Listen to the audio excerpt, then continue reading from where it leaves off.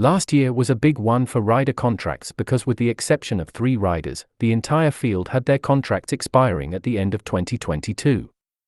And while we saw more than a few shuffles, the big names stayed put. Moving our attention to the 3 riders who were not involved in last year's silly season, these riders were Marquez, Brad Binder and Franco Morbidelli.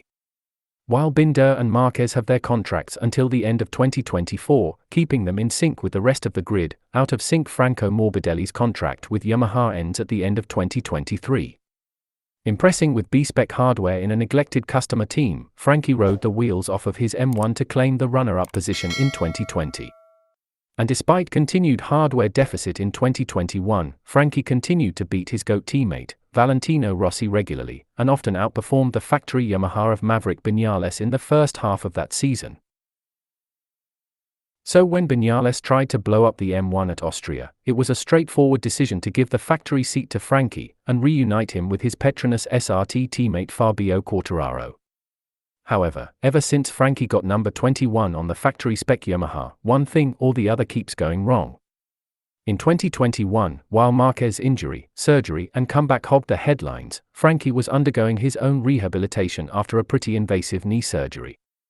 When a fit Franco Morbidelli got on board the 2022 Yamaha, he realized that the M1 was no longer a sweet-handling, smooth-riding bike. Struggling to keep up with his reigning world champion teammate, Franky spent most of 2022 adapting to the aggressive beast M1 had now become. There were glimmers of hope towards the end of 2022 season, and with the pre-season test performances very close to Fabio Quartararo, things seemed to be looking good for the VR46 Academy rider. But, on the very last day of the Portimao pre-season test, the 2021 world champion found a big step and moved into the top 3, leaving Franco Morbidelli all the way down in P19. If Franky is unable to get his act together, Yamaha, despite their lack of pace compared to Ducati and Aprilia, will have no problem finding a suitable replacement. 2021 World SBK champion Toprak Razgatlioglu, and ignored by Ducati for the factory seat Jorge Martin are 2 front-runners for Franky's seat, if we are to believe paddock rumors.